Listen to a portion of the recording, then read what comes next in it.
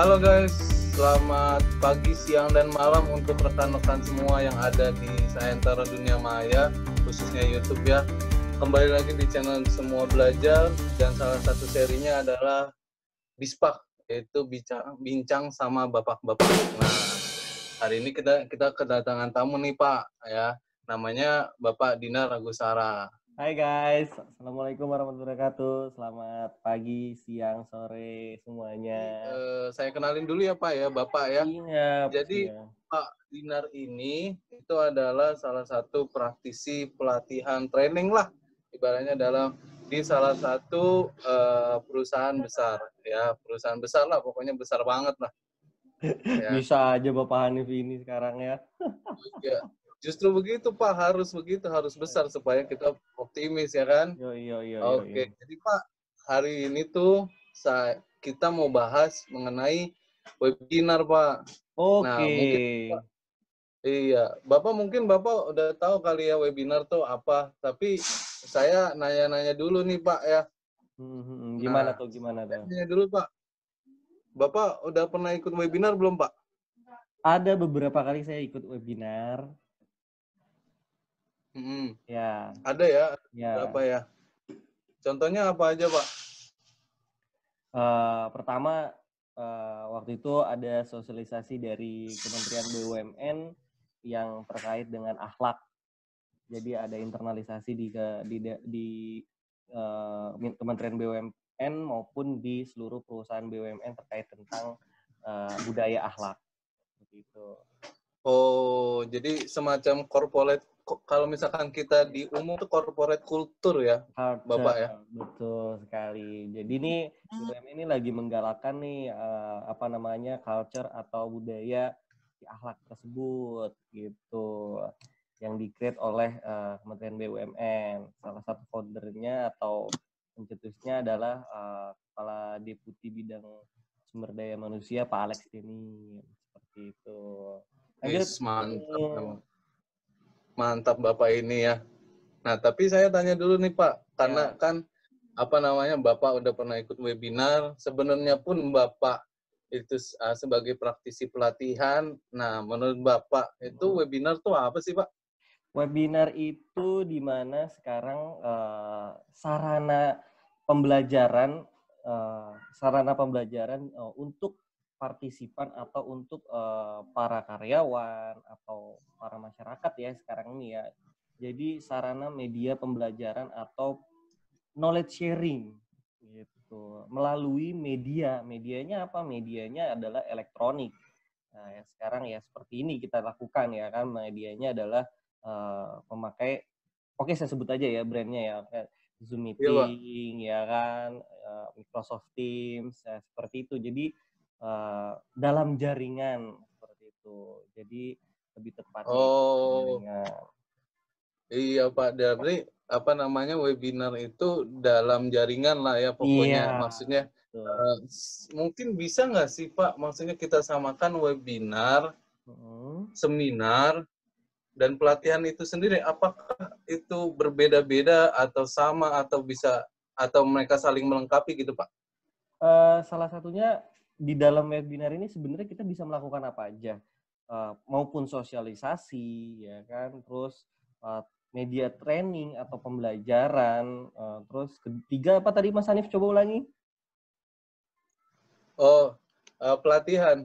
Pelatihan ya, tadi udah media pelatihan juga udah bisa, terus media sosialisasi juga sebenarnya bisa juga di-create atau dilaksanakan menggunakan metode webinar tersebut. Tapi ada beberapa hal yang memang esensialnya itu plus minus ya, memang semua itu ada plus minus. Esensialnya ada yang memang tidak mendapatkan feels-nya gitu. Misalkan pelatihan sama aja kita belajar harusnya dalam kelas ya.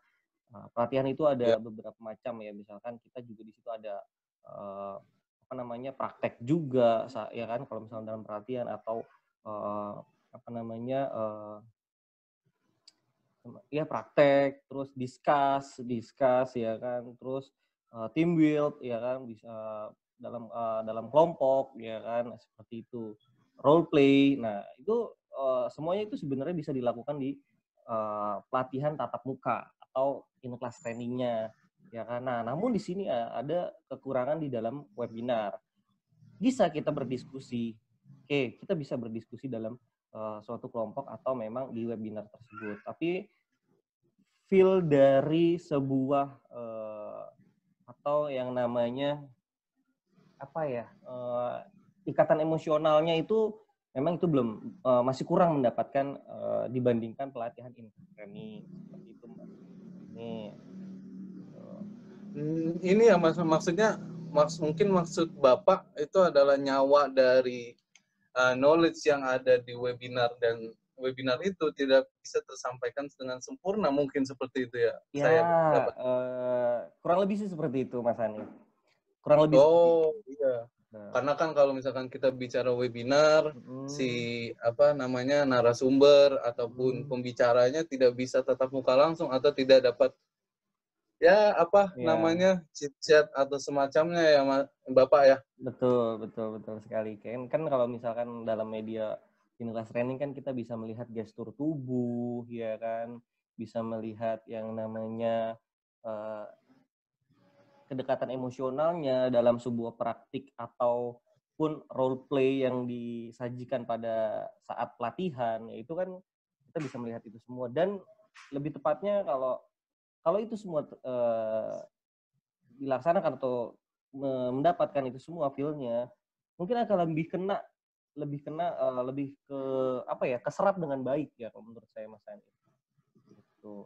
Tapi tidak kemungkinan juga sih webinar ini bagus juga dilaksanakan di di era globalisasi seperti ini. Kita kan ya Pak Hanif juga tahu kan yang namanya perkembangan industri saat ini, ya kan, itu revolusi. Wah, iya. 4.0. 4.0. Mantap kali. Era ya, VUCA, Mas Hanif, era VUCA. Kenapa? Era VUCA. Era VUCA ya. Oh ya. Gini mungkin Pak ya, karena kan kita ini kan kita ini sekarang lagi kondisi pandemi ya Pak ya. Oh iya, benar. Ya kan. Sering. Nah, makanya ini sesuai tema yang diangkat sama dalam episode ini Pak. Jadi webinar itu ramai tuh di saat pandemi ini gitu. Gimana menurut tanggapan Bapak gitu melihat fenomena tersebut? Ya, kembali lagi ya Mas Hanif ya, di era revolusi industri 4.0 saat ini, ya kan, kita tuh harus bersifat agile ya, karena teknologi itu sekarang makin berkembang pesat, ya kan. Terus kedua adalah di masa pandemi, ya kita tidak bisa melakukan apa-apa, Mas Hanif, di masa pandemi ini, kecuali yang ada kita harus menjaga protokol kesehatan, ya kan. Salah satunya ya memang ya jelas itu utama 3M ya Pak ya. Betul sekali. Gimana apa Mas Hanif 3M coba? Aduh, saya lupa dah tuh Pak. Mencuci tangan, menjaga jarak, ya kan. Oh iya. Iya. Siap. Yang penting pokoknya 3M, kita menjaga jarak. Betul. Mencuci muka, bukan. Iya, jadi seperti itu. Jangan cuci yang lain aja, Pak. Gitu. Jadi ya kita harus bisa men-safety-kan diri kita sendiri. Dan di satu sisi kita safety dengan diri kita tidak mungkin yang namanya tidak produktif, ya kan. Bagaimana macam cara kita untuk berproduktif ya. Salah satunya peningkatan knowledge. Salah satunya seperti ini. Kita podcast seperti ini pun ada knowledge yang disampaikan kepada pendengar-pendengar atau bro and sis atau guys semua, ya kan. Yaitu knowledge itu tidak bisa berhenti. Knowledge itu harus mengalir seiring dengan waktu gitu loh Mas Hanif, tidak bisa berhenti seperti itu walaupun di seperti ini itu Mas Hanif. Karena kita belajar sepanjang waktu ya Pak ya. Iya, harus itu. Betul banget Mas Hanif. Gitu iya, jadi kan? Jadi gini Pak, maksudnya saya tuh saya sendiri kan sebenarnya pengen tuh bikin webinar ya. Mungkin bisa juga sama teman-teman yang lain yang lagi nonton, bapak-bapak yang lain lagi nonton ini barangkali pengen punya usaha bikin seminari tapi versinya webinari gitu kan. Oh ya, bisa sekali. Pak, ya, pada saat itu menarik kan Pak. Nah, itu bisa jadi lini bisnis baru kan. Jelas Mas Hanif, jelas. Pada masa pandemi ini masyarakat atau kaum bukan masyarakat, kita sebut masyarakat ya, walaupun milenial maupun baby boomers maupun yang lain ya, golongan golongan lainnya atau yang lainnya ya, itu haus sekali informasi, haus sekali knowledge, ya kan, haus sekali yang namanya informasi gitu. Karena apa? Kita tidak bisa mendapatkan informasi di luar kita dengan keluar, bersosialisasi dengan orang. Itu belum saatnya saat ini. Tapi dengan cara apa ya? Seperti ini, podcast, seperti webinar, ya kan? Wah, banyak sekali webinar yang dibuat saat ini untuk memperkaya knowledge, atau ya contoh kecil aja lah, tema-tema kecil itu sangat dibutuhkan sekali gitu. Saya rasa sih masyarakat pasti bisa lah, pasti mampu. Di era teknologi ini, handphone Android itu sudah jadi bahan, iya kan, udah pasti bisa seperti itu. Kita lanjut ya Pak ya. Ya, siap Mas Hani. Memang banyak sekali ya tema-tema yang bisa kita angkat sebagai webinar itu. Nah, sebenarnya karena di sini juga pendengarnya itu selain bapak-bapak, tapi bapak-bapak muda juga seperti saya. Menurut aja nih, ya bapak-bapak muda kan belum menikah kan, iya, tapi benar, sudah jadi. Bisa nggak sih Pak webinar tersebut menjadi bekal bagi para pencari kerja nih, khususnya bapak-bapak muda untuk modal mencari kerja nantinya waktu pandemi berakhir gitu? Oh, sangat bisa Mas Hani.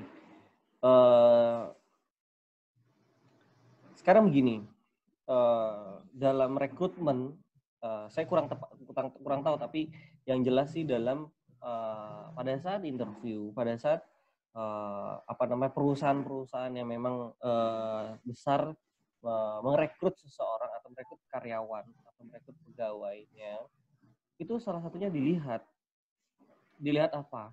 Dilihat pertama adalah apa yang dia buat, apa yang dia kerjakan, ya kan? Apa pengalaman dia? Terus mau memberikan apa untuk perusahaan, seperti itu. Otomatis perusahaan melihat, oh, para bapak-bapak muda ini meng-create suatu webinar nih, ya kan? Wah, pengalamannya lumayan nih. Itu bisa menjadi modal menurut saya, dan itu jadi penilai plus banget buat para pencari kerja. Saat ini kan era yang namanya human capital. Gitu. Jadi iya Mas Hanif.